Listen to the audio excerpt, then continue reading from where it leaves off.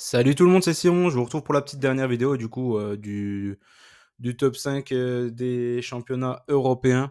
On termine par le meilleur normalement, hein, l'Angleterre, l'APL qui nous a plutôt, voire même très très bien réussi le week-end dernier. Donc voilà, on va faire un petit tour comme d'hab. N'oubliez pas de vous inscrire et de liker la vidéo et de vous inscrire à la chaîne si vous le souhaitez. D'ailleurs, merci, on a atteint les 5000 abonnés hier ou cette nuit, je sais plus. Donc voilà, merci à tout le monde. On attaque les résultats de la dernière journée.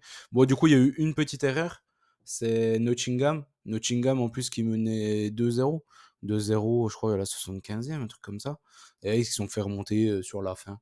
Franchement, ils concèdent beaucoup, beaucoup trop de nuls, Nottingham, mais alors qu'ils ont une équipe franchement pas mal.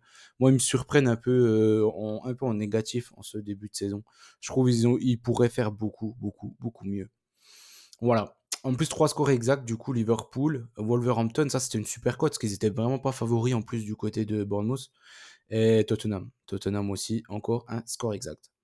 Premier match Liverpool, bon, ça s'est décompté assez tard. Je trouve qu'Everton n'a pas fait un si mauvais match que ça. Enfin, surtout la première mi-temps. En deuxième mi-temps, ils ont tenté de mettre un bus. Donc voilà. Après, ils ont été handicapés par l'erreur d'Ashley Young. Et Ashley Young, franchement, tous les matchs, il fait des erreurs. Au bout d'un moment, peut-être qu'il prenne sa retraite. Ça serait quand même pas mal. Je pense, du côté d'Everton, ils doivent en avoir vraiment plein le dos là, de Ashley Young. Bournemouth, Wolverhampton, ensuite, bon, bah, carrément le score exact. Wolverhampton ou nul est passé. Bien aidé par un carton rouge ici du côté de Bournemouth. Brentford, l'over de but, bon, il est passé aussi. Par contre, je voyais un match un peu plus serré que ça. Je pense que Brentford, là, ils ont fait il y a un truc qu'ils ont fait de plutôt pas mal, c'est qu'ils ont mis Mopé déjà en neuf. Donc du coup, ça laisse Wissa et Mbemo un peu plus sur un côté. Que là, quand il y avait Shade, il était à gauche. Donc là, c'est un peu plus compliqué quand il y avait Toné. En fait, il prend vraiment la place de Toné, en fait, Mopé. Donc ça leur fait vraiment du bien, je trouve, par rapport au jeu collectif de Brentford. Et le petit Janssen au milieu de terrain que j'aime vraiment bien, je pense qu'il mérite un meilleur club que Brentford. City a gagné contre Brighton. Bon, c'était ric-rac. C'était très très très très ric-rac hein, quand même en fin de match. Brighton, ils auraient vraiment mérité d'égaliser. Newcastle contre Crystal Palace. Là, je suis parti sur Newcastle. J'étais parti sur Newcastle. Ils ont gagné vraiment facilement leur match. Nottingham, du coup, je vais pas me répéter, c'était la douille. Arsenal au nul, franchement, on s'en sort plus que bien. Je pense que le goal de Chelsea, il est à 100% pour ce résultat. Ainsi que notre ami Nicolas Jackson. Franchement, l'occasion qu'il a de tuer le match à 3-0, il fait strictement n'importe quoi. Bon, bref, je vais pas revenir sur lui. Mais le goal de Chelsea, il donne le premier but à Arsenal. Ça a relancé les Gunners alors qu'ils, franchement, ils n'ont pas vu le jour du match. Sheffield contre Manchester. Manchester gagne. Bon, c'est passé beaucoup plus dur que ce que j'aurais pensé. Villa West Ham, le BTTS, il est passé assez vite quand même dans le match. Et Tottenham, ils ont gagné assez facilement aussi contre Fulham. Bon, là, c'était vraiment le meilleur championnat pour nous le week-end passé. Hein. Franchement, 90% de réussite, c'était nickel. Donc du coup, le top 5 championnat, 77%. Merci l'APL, ils auront fait du bien pour ce pourcentage-là. On attaque maintenant les matchs de ce week-end. Déjà, Crystal Palace contre Tottenham. Ce que je vois, moi, c'est que Tottenham, ils sont quand même invaincus cette saison. Donc, je les vois pas perdre à Crystal Palace, surtout qu'un Crystal Palace beaucoup, beaucoup trop handicapé par les blessures. Quand tu regardes que Olysée, il doit revenir, je crois que pas avant décembre ou janvier. T'as Eze, je sais pas d'ailleurs, lui, j'ai pas réussi à trouver sa durée de disponibilité. Mais en tout cas, il sera encore pas là ce week-end, il me semble. Mais puis en plus, il me semble que c'était quand même une plus longue durée. Donc, faut voir. Du côté de Tottenham, ils ont perdu Perisic. Mais bon, ils jouent vraiment bien au foot. Hein. Il y a Madison, il leur fait énormément, énormément de bien. J'aurais vraiment d'ailleurs kiffé voir Madison avec Harry Kane. Je pense que ça aurait pu faire quelque chose de très, très bien du côté de Tottenham. Surtout avec ce coach-là. Franchement, c'est un coach vraiment kiffant qui fait jouer son équipe au foot. Et ça change un peu de Conte et tout des années précédentes. Là, pour revenir à ce match-là en particulier, je vois pas Tottenham du coup perdre à Crystal. Le seul résultat qui me fait peur, c'est le 0-0. Donc j'ai couvert au cas où. Je suis parti sur Tottenham en draw no bet. Je suis pas pris en Tottenham ou nul, parce que je pense que Tottenham va gagner ce match-là. Je suis parti sur un 2-0 pour Tottenham. Chelsea contre Brentford maintenant. Le problème, c'est que Brentford, comme je l'ai dit, ils sont remis un peu la tête à l'endroit. Ils avaient perdu 2-1 à Manchester United, mais bon, ils auraient pu faire mieux. Ils ont gagné 3-0 le dernier match contre Burnley. Ils ont installé Mopé. Et là, vous allez voir direct, hein, sur ce match-là, s'ils réinstallent Mopé en neuf ou pas. Je pense qu'on verra les intentions de jeu de Brentford à partir de la compo directement. Si Mopé est sur le banc, c'est clairement ils vont essayer de prendre en contre-attaque et de jouer la défense.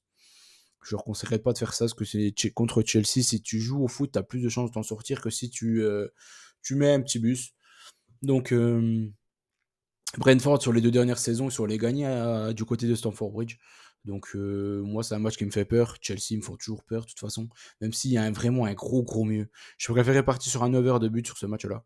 Je suis parti sur un over de but et une victoire de Chelsea, 2 buts à 1. Arsenal contre Sheffield de maintenant, je pense qu'Arsenal est largement favori, il devrait s'imposer sans trop sourciller ce match-là. Mais bon, voilà, Arsenal, ils gagnent la moitié de leur match d'un but. Donc je peux pas prendre d'handicap, je peux pas prendre grand-chose sur ce match-là. S'ils se donnent à 100%, ils peuvent leur en mettre 5, mais bon, on connaît Arsenal, en général, c'est un peu... enfin, ils se donnent pas à fond, quoi. C'est vraiment une équipe qui joue le résultat, et après, ils font tourner la baballe. Donc voilà, je suis parti sur Arsenal, j'ai pas voulu me fouler plus que ça, et tenter un gros handicap sur ce match-là. Je suis parti sur Arsenal et une victoire de but à 0 contre Sheffield. Bournemouth contre Burnley maintenant. Bournemouth contre Burnley, c'est des équipes qui jouent au foot. C'est des équipes où l'over passe quasiment tout le temps, hein. Il est passé 8 fois sur 9 pour les deux équipes, pour le moment. L'over 1,5, je parle. Donc voilà, c'est comme souvent des matchs spectaculaires avec ces deux équipes-là. Du coup, je suis reparti sur un over de but sur ce match-là et je vois un 2-2 au score final. Même si Burnley m'ont vraiment déçu contre Brentford, donc il faudra voir. Peut-être que Bournemouth pourra s'imposer à domicile. Wolverhampton contre Newcastle maintenant. T'as Newcastle qui ont été décevants contre Dortmund. T'as Wolverhampton qui a toujours marqué à domicile jusque-là. Et en plus, ils ont marqué contre des grosses équipes, hein. Ils avaient même gagné contre City. Je pense que ça va être à peu près pareil. Là, Newcastle va essayer de pousser. Ils vont avoir la possession du ballon. Et Wolverhampton, ils vont les prendre en contre. Et je pense qu'ils peuvent leur faire très mal en contre. Donc, je suis parti sur le fait que Wolverhampton marque encore un but. Et je suis parti sur un but partout. Je pense que l'absence de Alexander Isak, elle va faire mal à cette équipe de Newcastle.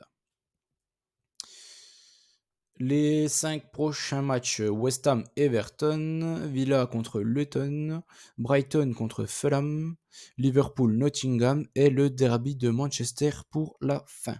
On commence West Ham Everton. Bon, là, tu as West Ham qui ont été décevants du côté de l'Olympiakos, même s'il a fait beaucoup, beaucoup, beaucoup tourner. Les titulaires sont rentrés seulement en deuxième mi-temps. D'ailleurs, Paqueta, il met un magnifique but, hein, soit dit en passant. Donc voilà, tu as une équipe d'Everton qui, je trouve, il y a un gros coup de mieux quand même. Donc là, je suis parti sur le fait que les deux équipes marquent. Je suis parti sur un BTTS. Du côté de West Ham, ça passe quasiment tout le temps. Ils concèdent quand même des occasions. Et ils marquent tous les matchs. À domicile, je les vois pas ne pas marquer.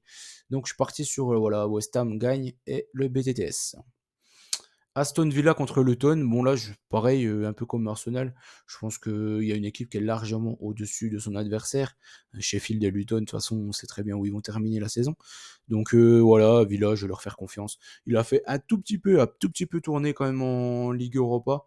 Il y avait Tillmans qui était titulaire et il a mis Clément Langlais, d'ailleurs, qui est responsable un peu sur le but encaissé par Villa. Là, je pars sur Villa, tout simplement. Villa gagne 2-0 une nouvelle fois. Brighton contre Fulham. Bon, là, c'est compliqué. Pourquoi? Parce que Brighton, ils ont quand même beaucoup, beaucoup d'absents. Et Fulham, ils sont compliqués à jouer quand même. Donc voilà, franchement, j'ai longtemps hésité entre la victoire de Brighton ou un handicap inversé du côté de Fulham. Je me dis que Brighton, ils ont peut-être dépensé pas mal d'énergie, hein, contre l'Ajax, même si l'Ajax n'a rien proposé, clairement. Donc voilà, je suis parti sur un handicap inversé du côté de Fulham, c'est-à-dire ne perd pas ou perd de 1 ce match-là. Voilà, un but partout, je suis parti sur ça. Je me dis que Brighton, ils sont pas mal, mais bon, Fulham peut leur poser des problèmes quand même sur un match comme ça. Après, franchement, c'était kiff-kiff. J'ai longtemps hésité. Je me dis que même s'ils perdent Fulham, peut-être qu'ils vont perdre d'un but. Et ça nous arrangerait bien sur ce bet-là. Liverpool contre Nottingham maintenant. Bon, là, c'est pareil. T'as Nottingham qui font beaucoup de nuls, mais bon, ils sont quand même décevants. T'as Liverpool, ils se sont permis de faire pas mal tourner quand même en Ligue Europa contre Toulouse. Tu Mo Salah qui est rentré qu'en fin de match, d'ailleurs, qui a marqué encore un but en pleine lunette. Donc voilà, je pense que Liverpool, ils vont faire le taf à domicile contre ce Nottingham-là qui est quand même décevant. Liverpool 2-0 à domicile, le tarif maison. United contre City maintenant. Là, c'est vraiment un derby assez compliqué quand même, mine de rien. Je trouve que City, il a quand même beaucoup fait tourner le match en Ligue des Champions. Il a enfin compris qu'il fallait faire tourner en Ligue des Champions parce qu'il a un groupe vraiment misérable, oui. Donc voilà, United, ils n'ont pas fait tourner leur match contre Copenhague et ils ont gagné vraiment un peu contre le cours du jeu, mine de rien. Donc je vois City largement au-dessus de son adversaire, mais j'ai voulu me faire encore un petit kiff sur ce match-là. Je suis pas parti sur, je suis pas parti sur, comment dire, sur un résultat. Je suis pas parti sur le fait que City gagne. Je suis parti sur les buteurs. J'ai envie de me faire un petit kiff. Je suis parti sur la doublette infernale. Alvarez ou Haaland marque sur ce match-là. Et je suis parti sur une victoire finale de City. 3-1. Concernant mon bet final avec la confiance, on va dire, j'ai pris les 3 matchs les plus, entre guillemets, simples sur le papier. Et je les ai combinés. Ça nous donne quoi? Ça nous donne du Liverpool, du Villa et du Arsenal. Logiquement, les 3 là, ça devrait être une formalité leur match, hein. Enfin, je l'espère en tout cas. Mais sur le papier, c'est ce que ça donne en tout cas en prévision. On a fait le tour des 5 grands championnats. N'oubliez pas les petits likes. Rejoignez-nous sur Telegram si vous en avez envie. Et voilà, on gagne, on perd ensemble. Je vous souhaite un très bon week-end à tous. Et j'espère que les résultats seront une nouvelle fois présents. Comme je vous l'ai dit, la PL, je trouve c'est pas mal. Niveau pourcentage de réussite, je pense qu'on devrait être pas trop mal en PL. En Ligue 1 aussi. En Liga espagnole, plus compliqué. Le plus dur, ça sera la Serie A, clairement, pour ce week-end. Allez, bonne chance à tous et on se dit à très vite. J'hésite à faire une petite vidéo sur la MLS, sur les huitièmes, pour les playoffs. Je me tâte encore, parce que du coup, je ne l'ai pas du tout préparé. Donc, j'ai pas les logos, j'ai rien du tout pour faire la vidéo. Donc, ça risque d'être un peu long. Donc, c'est juste ce qui me fait un peu un frein pour faire cette vidéo-là. Mais bon, je vais voir. Je vais voir cet après-midi. Allez, bonne chance à tous et on se dit à très vite.